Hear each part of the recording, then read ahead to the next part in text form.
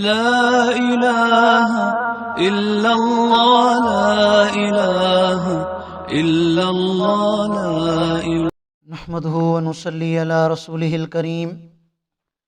أما بعد فأعوذ بالله من الشيطان الرجيم. بسم الله الرحمن الرحيم.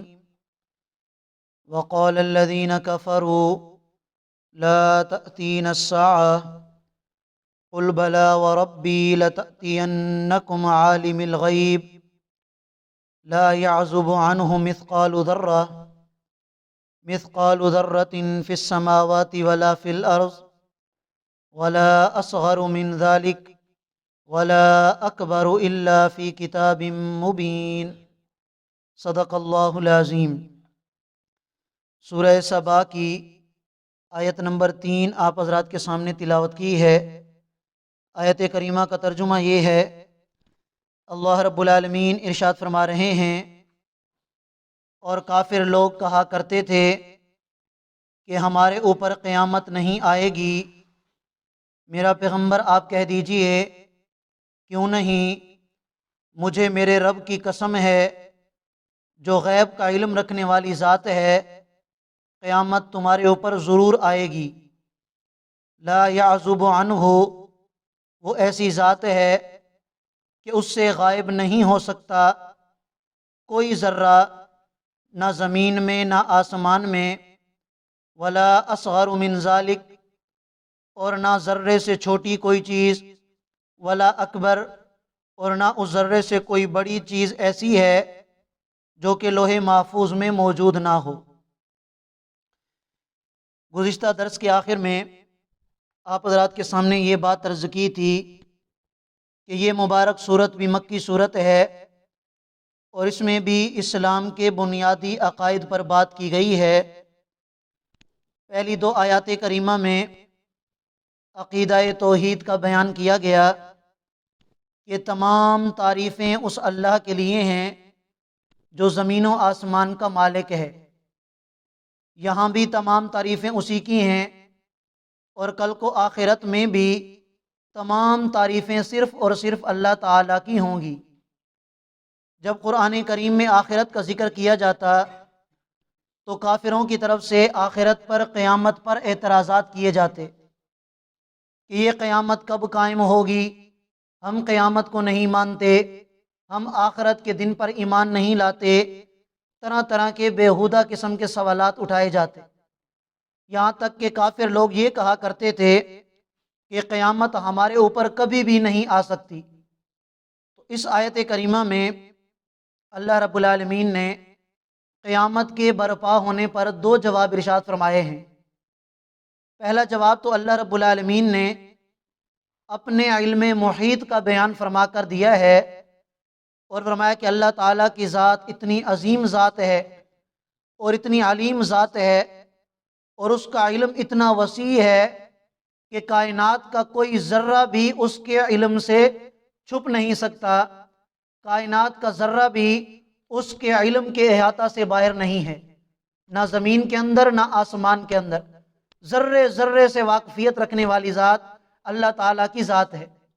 اب یہ جو کافر لوگ کہتے ہیں کہ جب انسان پر موت آ جاتی ہے، مرنے کے بعد اس کا جسم ذرے ذرے ہو جاتا ہے، ٹکڑے ٹکڑے ہو جاتا ہے، تو یہ کیسے ممکن ہے کہ دوبارہ اسے زندہ کر دیا جائے؟ تو اللہ تعالیٰ کا علم تو اتنا زیادہ ہے، وہ تو کائنات کے ذرے ذرے سے واقف ہے.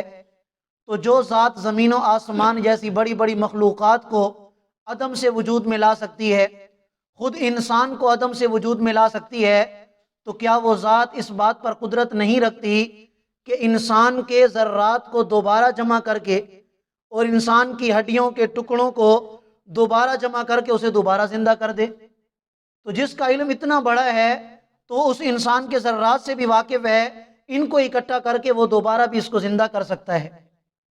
اور اسی اگلی آیت کریمہ میں اللہ رب العالمین نے قیامت کا مقصد بیان فرمایا ہے، اور عقلی اعتبار سے سمجھایا کہ قیامت کا برپا ہونا یہ انتہائی ضروری ہے.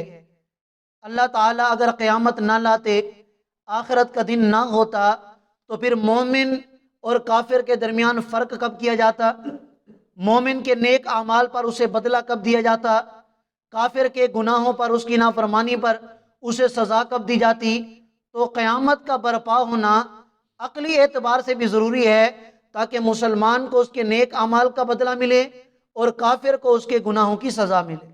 تو ارشاد فرمایا لیجزی الذین آمنوا، تاکہ اللہ تعالیٰ ان لوگوں کو نیک بدلہ عطا کریں جو ایمان لائے، وعملوا الصالحات، اور نیک اعمال کیے۔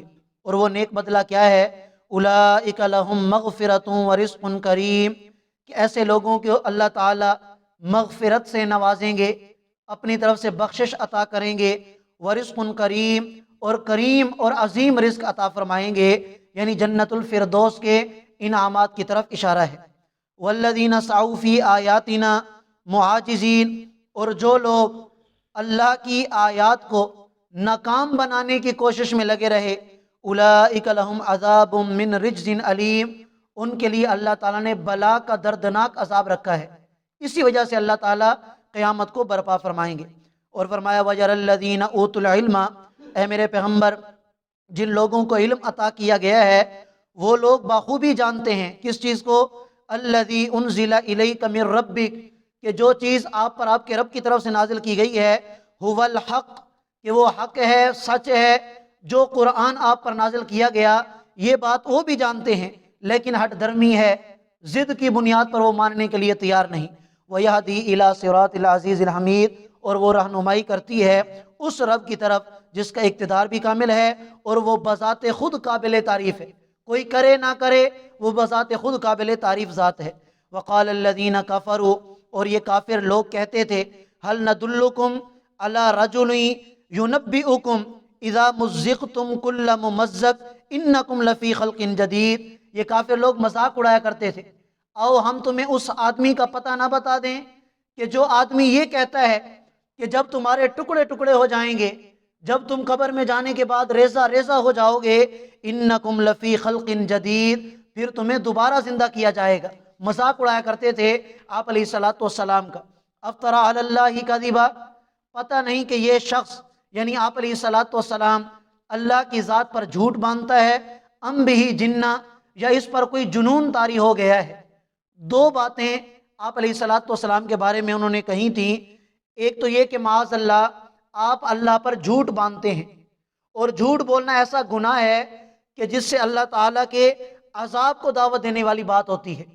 دوسری بات یہ کہی ام بہ جنہ، کہ یا اس پر جنون طاری ہو چکا ہے۔ اب جنون اگر طاری ہو جائے تو اس میں اللہ کا عذاب تو نہیں ہوتا، لیکن انسان راستے سے ضرور بھٹک جاتا ہے، گمراہ ضرور ہو جاتا ہے۔ تو اللہ تعالیٰ نے ان دونوں باتوں کا جواب ارشاد فرمایا بل الذین لا یؤمنون بالآخرہ، حقیقت یہ ہے کہ وہ لوگ جو آخرت پر ایمان نہیں رکھتے، فی العذاب، عذاب کے اندر بھی وہ لوگ ہوں گے۔ آپ علیہ الصلوۃ والسلام معاذ اللہ جھوٹ نہیں بول رہے کہ انہیں عذاب ملے، بلکہ عذاب آخرت کے منکرین کو ملے گا۔ والضلال البعید، اور پرلے درجے کی گمراہی میں بھی منکرین آخرت ہیں۔ آپ علیہ الصلوۃ والسلام پر کسی قسم کا کوئی جنون طاری نہیں ہوا اور نہ ہی وہ راستے سے بھٹکے ہیں۔ افلم یروا الی ما بین ایدیہم وما خلفہم من السماء والارض، کیا یہ لوگ زمین و آسمان کی طرف نہیں دیکھتے جو ان کے آگے بھی موجود ہیں، ان کے پیچھے بھی موجود ہیں۔ ان نشاء نخسف بہم الارض، اگر ہم چاہیں تو ان کی نافرمانی پر انہیں زمین کے اندر دھنسا کے رکھ دیں، او نسقط علیہم کسفا من السماء، اور اگر ہم چاہیں تو آسمان کا کچھ ٹکڑا ان پر گرا کر انہیں تباہ و برباد کر دیں۔ ان فی ذلک الآیہ، فرمایا کہ اس میں البتہ نشانی ہے، لکل عبد منیب، ہر اس انسان کے لیے جو اللہ کی طرف رجوع کرنے والا ہو۔